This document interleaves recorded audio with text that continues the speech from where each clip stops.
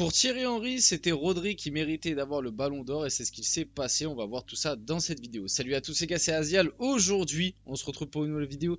Vidéo encore une fois débat. On va revenir sur une déclaration de Thierry Henry et d'autres actus autour de Vini. Du fait qu'il n'ait pas eu le ballon d'or, pas mal de petits débats par rapport à ça. Le débat du coup Rodri vs Vinicius, je pense que si vous avez regardé les précédentes vidéos ballon d'or, vous connaissez mon avis par rapport à ça. Mais on va essayer de faire son devoir d'objectivité et partons du principe que les journalistes ont été réglo. Parce qu'on sait qu'en ce moment il y a un petit peu ce petit climat là de oui c'est une conspiration, oui ça a été un ballon d'or truqué, etc., etc. On va pas rentrer là-dedans et on va dans cette vidéo partir du principe que les journalistes ont été réglo et ont voté pour certaines raisons et on va voir tout ça. On va aussi voir du coup l'avis de Thierry Henry parce que lui il a expliqué pourquoi il voulait voir Rodri Ballon d'Or, donc ce qui a été le cas, et c'est intéressant d'avoir son avis, même si on peut ne pas être d'accord avec le sien.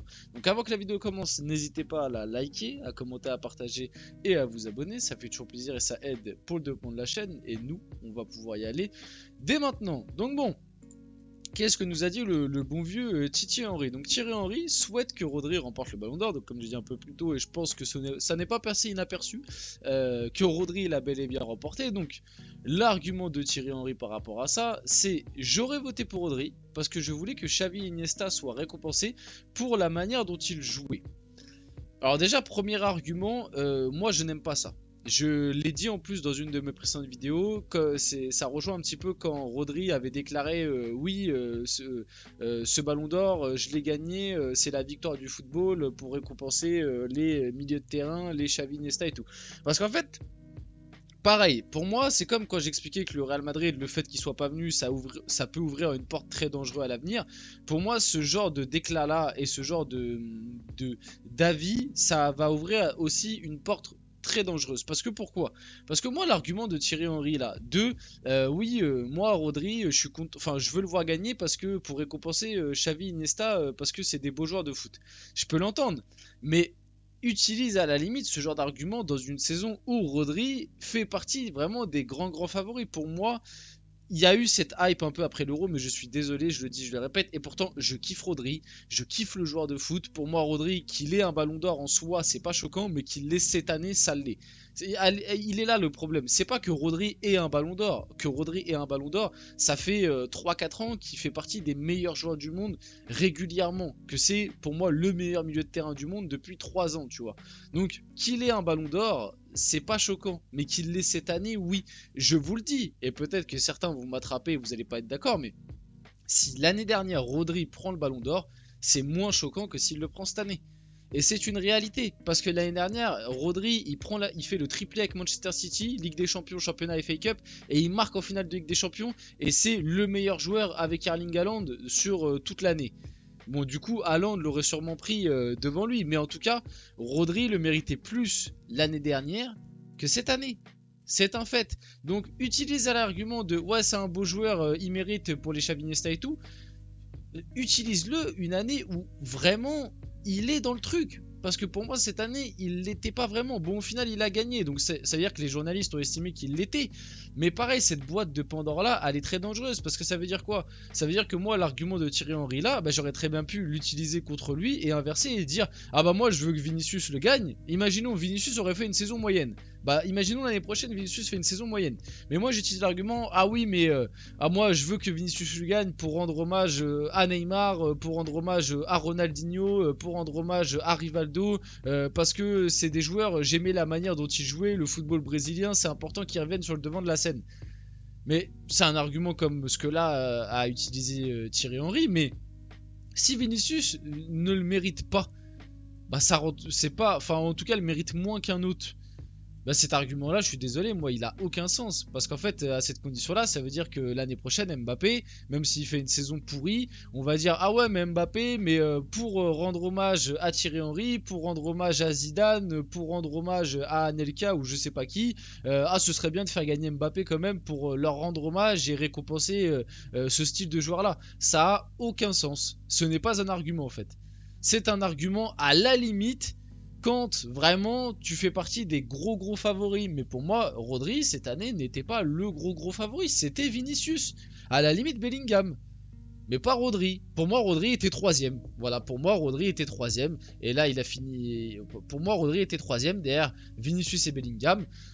Maintenant, comme je l'ai expliqué, je vais pas tomber dans la théorie du complot parce que moi, j'ai pas de preuves, j'ai pas d'infos sur ça, j'ai rien. Je vais pas accuser la cérémonie du Ballon d'Or, l'UEFA et tout à tort.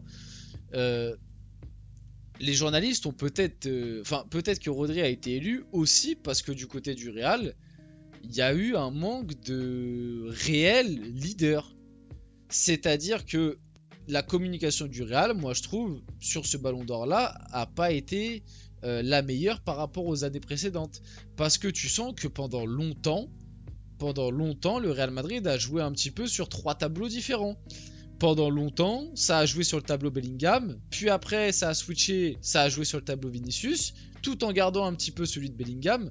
Et puis après, quand Carvajal a gagné l'Euro, Carvajal est aussi venu se mettre dans la liste. Et finalement, le Real s'est retrouvé dans une situation où ils n'ont pas voulu mettre de réelle tête d'affiche pour le Ballon d'Or. Ils n'ont pas fait un vrai lobby avec une réelle tête d'affiche. Ils ont fait un peu les trois et il n'y a que vraiment très récemment, mais les votes étaient déjà clos, il n'y a que très récemment, là, sur le dernier mois, on va dire, où on commence à entendre, notamment Ancelotti qui a dit oui, Vinicius va être Ballon d'Or et c'est logique, etc. Mais avant, là, avant le mois de septembre, t'entendais pas un mec du Real Madrid qui sortait vraiment une tête du lot. C'était Vinicius, Bellingham, Carvajal, un petit peu chacun son tour, tu vois. Et il y a même eu, pendant un moment, un petit peu de Toni Kroos.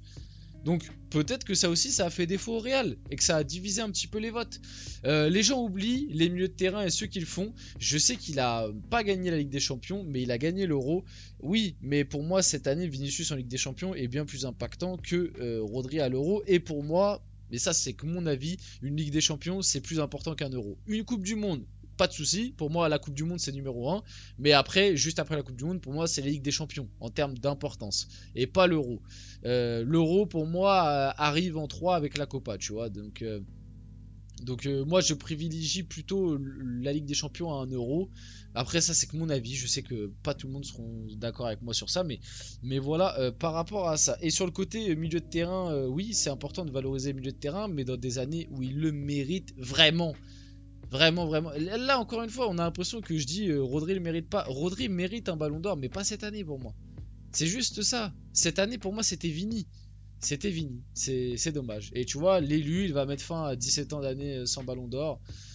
Brésilien, on pensait que ça allait être lui. Neymar, qu'est-ce que t'as fait sérieusement? Et aussi, il y a eu une campagne de... Et peut-être que ça a joué contre lui. Hein. C'est parce que les réseaux sociaux, ça peut avoir un impact sur les votes des journalistes. Des fois, vous vous rendez pas compte, mais il y a eu une campagne de vouloir détruire Vinicius parce que ça l'a comparé à Neymar.